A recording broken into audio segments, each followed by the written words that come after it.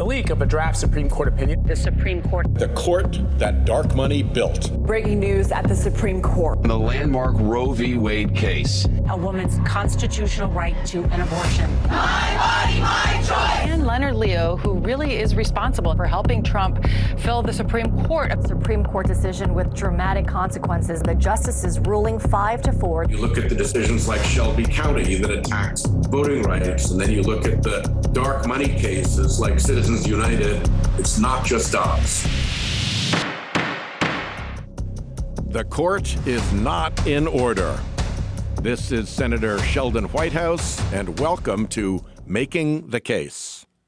As is frequently the case, I'm joined by my compadre from the House side, Hank Johnson, Democrat representative from Georgia's 4th District, who is the court's subcommittee chairman on House Judiciary, to match me being the court subcommittee chairman on Senate Judiciary. And we have the great pleasure of being joined by Senator Elizabeth Warren, who, as everybody knows, is a Democrat from Massachusetts.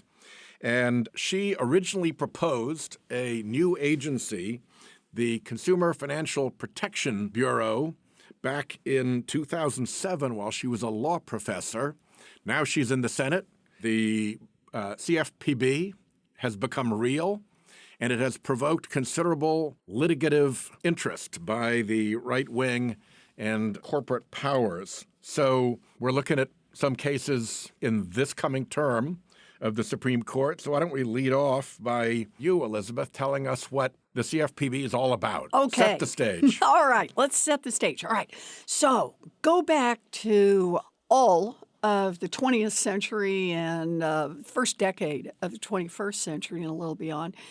Consumer credit's a big part of what happens in people's lives, and it matters what you end up paying for a home, for a credit card, for a car, for all kinds of things.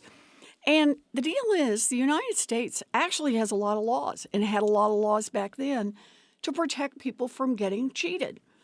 That's a pretty good deal. The problem was those laws were scattered among more than half a dozen different agencies. They were nobody's first job, and as a result, they were nobody's job, period. And as a result, the banks and the other kinds of lenders could just pretty much run crazy. And we watched that when we watched credit card contracts go from a page and a half long to 35 and a half pages. And believe me, the extra 34 pages were not to help consumers. And it hit really big with the mortgages in the early 2000s, where some of these mortgage lenders had figured out they could go into largely black communities and they could go to people who already owned homes, sell them these terrible mortgages, lie about what was in them and what they would do, and then 2 years later be able to repossess those homes, take those homes away from people. Once they perfected it, they took it nationwide. They cost, their different estimates, somewhere between 6 and 10 million people their homes, and crashed our economy and pretty much crashed the worldwide economy. So part of what came out of that is I'd had this idea for an agency, and the idea behind it was to say, look, we're going to gather up all those laws, we're going to put them with one agency, and that agency will have the resources, it'll develop the expertise, it will have the responsibility, and we can hold it accountable for being the cop on the beat to keep American consumers from getting cheated. And President Obama and all the negotiations back and forth over what was going to become Dodd-Frank, the financial laws that came out of the crash, he said, I am going to have that agency as part of our package. And he did, and it's now the law. And here comes the best part. It works. And how do we know it works? Because since that agency's been in place, it's forced giant banks to return more than $17 billion, that's with a B, write out checks and actually send them back to consumers who got cheated. In addition to that, it handles about 3,000 complaints every single day. So if you're listening to this podcast and you are still just mad in a heck over the fact that you got dinged for $35 on some credit card deal or by your bank and you don't think that's right, or more money than that, go to cfpb.gov, you can fill out a complaint form, and you got a pretty good chance you will get your complaint resolved to your satisfaction. That's government that works. And of course, certain people didn't love it. Oh, we know that the agency is being effective because of the opposition that it has generated. I mean, everybody is coming after the CFPB because it protects consumers from the overreach by the financial services industry in all of its many tentacles into the pocketbooks and pockets of everyday Americans. And if we don't have that protection, then we all suffer, because we see what happened with the Wall Street meltdown, with the fact that these mortgages that were worthless pretty much because they were non-performing, people stopped paying on those predatory loans that had been packaged into securities which were then sold on Wall Street, bringing back profits of 10, 12%. And so that whole thing came crashing down, and we don't want history to repeat itself. And so that's why this idea, Senator, that you had to create this agency has been such a boon to consumers and has actually protected our economy up to this point. But it is beleaguered with attacks from special interest groups. Now the biggest one is the threat posed by the payday loan industry, which is represented by a lobbying outfit that is suing this agency, the CFPB. And now the United States Supreme Court has this case in its bosom. That's why it was so important for you to submit a brief in that case that's pending before the Supreme Court, documenting some of the hidden corporate connections between the parties attacking the Consumer Financial Protection Bureau. What's at stake in that case, and what did your brief expound upon? The original case was a challenge to whether the CFPB was constitutional. And obviously the groups that Senator Warren has pointed out as despising the CFPB and its restrictions on their profiteering don't necessarily want to be caught attacking the CFPB because it's done good work. It's returned the $17 billion. People like it. So they've got to put their hand into various gloves and send those gloved hands into the Supreme Court, where the justices that the Federalist Society chose for President Trump, they hope will deliver a result that they couldn't get through Congress because the CFPB is too popular, and that they really couldn't get publicly if they had to put their names on it, because people would say to Bank of America or Wells Fargo, what's up with that? So instead, they turned up in that case through front groups. And they often do this, as we've talked about in this podcast. They usually do it like 10 or 12, and sure enough, it was called the SELA law case, they came in a little flotilla of 11 front groups. And in my own amicus brief, I added an appendix that showed the common funding of the 11 front groups. Every single one of the 11 front groups was funded through a group called Donors Trust. Donors Trust provides no service, it makes no product, it has no consumers, except that it does one thing. It launders the identity off of donations. So Big Ugly Bank gives $1 million to Donors Trust and says, give it to the Pacific Legal Foundation. And Pacific Legal Foundation reports that it got $1 million from Donors Trust. And nobody knows who is the hand in the glove. In this case, there were 11 of those, and Donors Trust transited big donations into every single one. Bradley Foundation managed to hit 8 out of 11. The conservative far-right Scaife Foundation hit 6 out of 11. There's a whole network of identity laundering front groups through which corporate America and the far right tell the justices they put on the court what it is that they want them to do. So calling out that whole mess is really important. So what we did in that brief was to blow the whistle on all of that scheme. And I don't know if it helped set them back or not, but actually they got a lot less than they had hoped for. in that decision, so they went back to work. I see you have been at these dark money groups that fund these amicus briefs upon which the United States Supreme Court follows the logic of and the game plan of for far too long.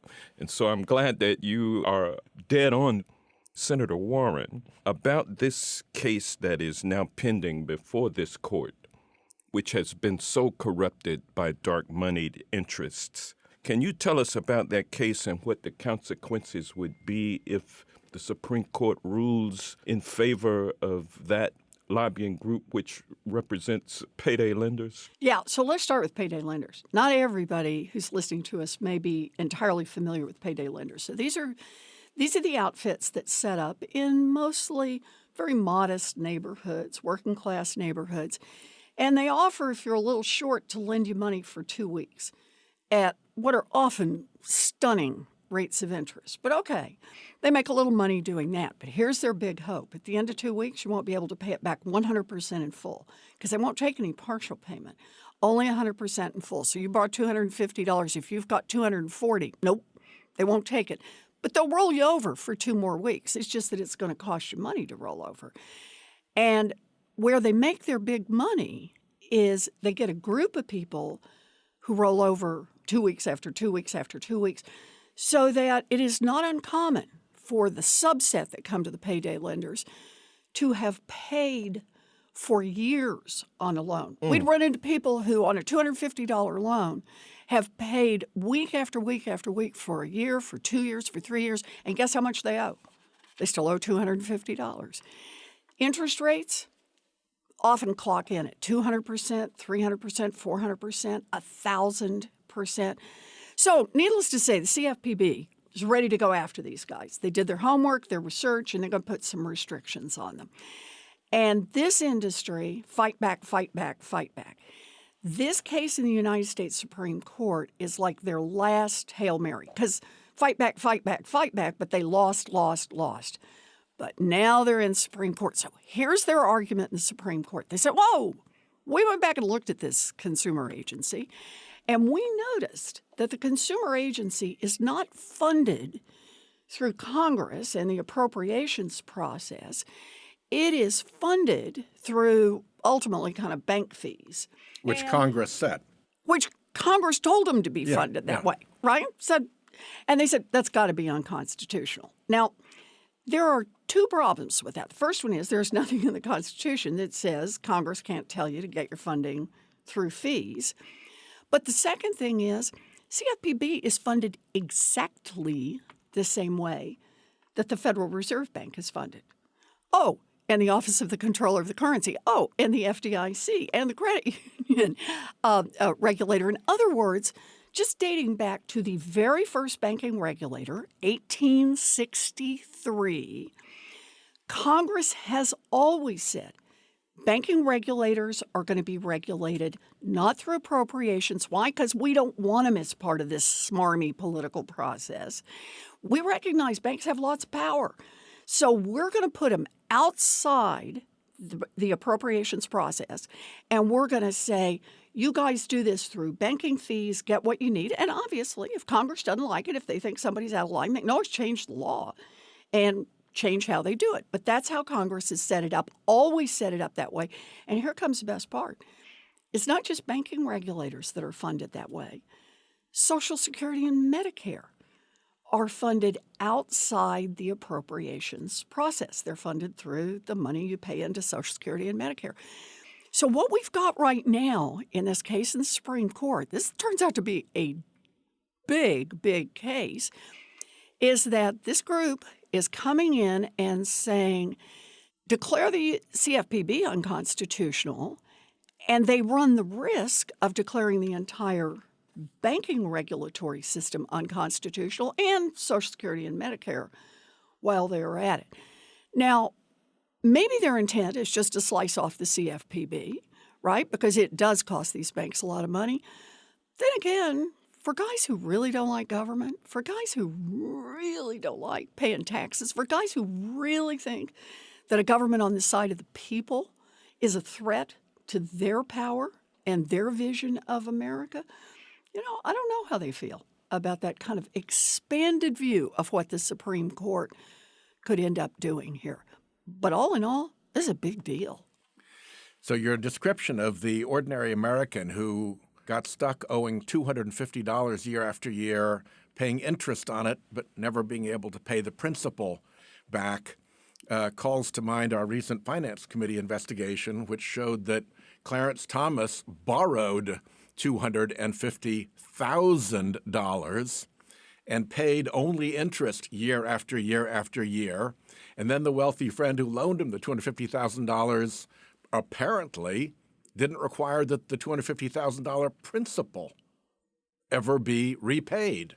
So there seems to be a big difference between the two, but when you're talking about $250,000 and $250,000, there's a weird symmetry between the two. So all of us signed off with over 100 other colleagues on a brief to the Supreme Court in this question. Senator Warren, tell us a little bit about the argument back. So the argument back from the payday lenders is basically they're just arguing this whole thing is unconstitutional. They're all together, and it's one more bite at we can't let our agencies work. We can't let our government work. And that's what they're trying to do here. It's a bunch of moneyed interests and people who, by the way, have an investment in these payday lender. This may sound like small potatoes, and that sometimes happens in the Supreme Court. You end up with a little tiny case that somehow makes it all the way to the United States Supreme Court.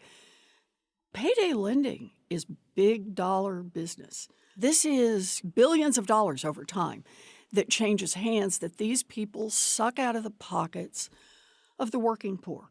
That's who ultimately gets tangled up with the payday lenders and ends up paying. And their view, the view of the plaintiffs in this case, is not only should they be able to continue to do what they've been doing all along, that the government has no right to look over their shoulder, that there is no application of federal law that should restrain them even in the slightest. And if part of the consequence of that is to declare the CFPB unconstitutional and just throw the whole dang thing out the window, so the mortgage rules go out the window and the credit card rules go out the window, then from their point of view, the rich folks, the handful of investors in this, the multi-billionaires, they're better off and they kind of like that outcome. The rich get richer and the poor get poorer. And the system stays rigged. That's right. Senator Whitehouse, would you like to tell the audience about the work that you and I have partnered on to get the judiciary to clean up this mess of billionaire and corporate front groups trying to weaponize the court in cases such as this? We've been pushing for a better rule in the Supreme Court about disclosing who is behind a brief.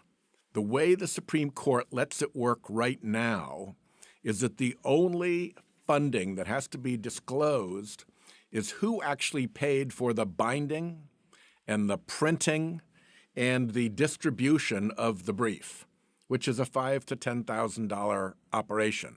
So if you're one of these phony front groups and you've got $5,000 or $10,000 in your bank account, you just pay for it out of your own funds. I say that in quotes. In the meantime, the company or the special interest that gave you $1 million to prepare the brief, you never mention their name. Nobody has any idea that they were in the case because they weren't involved directly in the filing of the brief. I think that's a terrible way to read the rule, and we challenged the Supreme Court on it repeatedly. And Chief Justice Roberts, to his credit, finally said, okay, enough. Let's send this to the Judicial Conference and let the Judicial Conference take a look at this. Now, the Judicial Conference is senior judges. It's the circuit judge chiefs. They've been around a long time. Many of them predate the Federalist Society meddling in judicial appointments, and many of them would like to know who's behind a brief in their courtroom. One of them, Judge Patricia Millett, said, it's actually pretty important that we know who the real power is behind the throne when these briefs come into our courtroom. So the Judicial Conference, in its last meeting, got a report from the relevant committee that said, we're going to fix the rule. We are going to fix the rule. So it's going to take some work, and I don't think they're fully aware of the schemes that these sneaky billionaires get up to. So Representative Johnson and I wrote a letter to the Chief Justice and to the judges who are handling this for the Judicial Conference saying, here are two things you got to look out for. One, if you set a number like 25% of the funding, you've got to make sure that if groups have structured their funding so that they've all given 20% and it's all part of a common scheme, you can figure that out. And Senator Warren, you know a little bit about structuring because structuring is a very regular money laundering banking problem. Bingo. Drug dealers like to structure deposits. That's right. And that you kind give of thing. $9,900 deposits, so you never have Common to report criminal the activity. $10,000. Exactly. They need to make sure that the disclosure isn't just of who the money went through last on its way to the amicus briefer. You got to go and look back where it actually began, the way we did with our beneficial ownership statute, the way we did with the Disclose Act. You chase back through the screens until you find the real donor. So I'm hoping that the Judicial Conference will pay attention, that we'll have a real rule, and that this mischief that we've seen in the Supreme Court of these flotillas of front groups, commonly directed, orchestrated, coordinated, coming in and pretending that they're all these independent think tanks, we can blow up at least that part of the court capture scheme. So, Representative Johnson, you're a part of this. Love to hear your thoughts on it as well. Thank you for joining me in that letter. Well, I'll tell you, Senator Whitehouse, I'm proud to have introduced the Supreme Court Ethics, Recusal, and Transparency Act. That is your brainchild. You've introduced it in the Senate. I introduced it in the House. It now has, I believe, 96 co-sponsors in the House. Bravo. It is gaining in popularity. The public understands that in order for there to be accountability, you have to have some disclosures and you have to have a mechanism to force compliance with any disclosure regime that is put in place. And so that CERT Act also governs the issue of amicus briefs in the Supreme Court. And once we pass that legislation, we will have gone a long way towards bringing the kinds of accountability that the court sorely needs. Our third branch of government, which the legislative branch is charged with protecting and enabling. But when we shirk our responsibilities by not being attentive to our responsibilities, then we cede that to private groups like Leonard Leo and the Federalist Society, which have for the last 40-plus years been on a crusade to construct a Supreme Court that suits the business interests at the expense of the ordinary working people and people trying to achieve the American dream in this country. So I appreciate being able to work with you. And Senator Warren, I remember sitting in Nancy Pelosi's office. It was a very small group. And you came in to talk about your brainchild. This was before you became a senator. Yeah. And I can't believe I've been in the House long enough to say that I remember 12 years ago when you were not a senator. It was longer than 12 years. That's right. But your baby has grown up and is walking around. It's been lifting weights. It's getting stronger. Attracting enemies. Yeah. Doing its cardio and everything. But it does give me a chance to say how grateful I am to you for the early support for this agency when people thought, we'll never get anything like that. But how many people said, no, this is the right thing to do. But now how important it is and how grateful I am to you and to Senator Whitehouse. We got to protect it. For people who don't live around this place here in Washington, it's easy to think we passed a law, we fixed that problem, let's move on. But the ability of the United States Supreme Court to come in and say, duly elected representatives, they wrote this thing, it's operating the way it should be, it's helping people. We're not having giant financial crashes. We're not having family-level crashes because of the help that it has provided. It's a cop on the beat. And yet, this is where you started it, Sheldon. The idea They can't repeal this agency out in the full light of day. They can't get that through Congress. And in fact, they don't even want to They keep can't trying. even write briefs out in the full light of day. That's right. And that's the deal. So they think they can go over to the United States Supreme Court, and those guys, right, they can do this in effect kind of undercover, and they can accomplish things they could never accomplish through the legislative branch. They could never accomplish from people who will be directly responsible to the voters. And so I just got to say on this, I am so grateful to you for trying to clean up what's happening over at the Supreme Court, because the ultimate effect is things like this, trying to keep an agency up and functional that keeps people from getting cheated, that provides redress when somebody has scammed them out of some money. We can't let the court take that away. And thank you for all you're doing. Well, there is nobody in Congress who fights harder against corporate power and secret corporate power than Senator Warren. So it's been great to have her on our podcast with Representative Johnson and myself. And I'll just close with a simple observation that these flotillas of front groups, when they appear in the Supreme Court, you can predict with near exact perfection how the Supreme Court will rule. And if you try cases in court, if you can show that 70 times the company did this and 0 times it did the other, that pattern evidence is very, very convincing.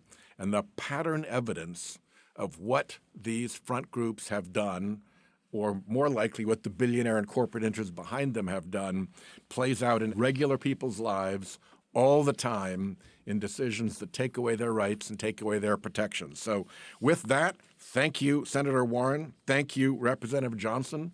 This has been a wonderful Making the Case. Thank you.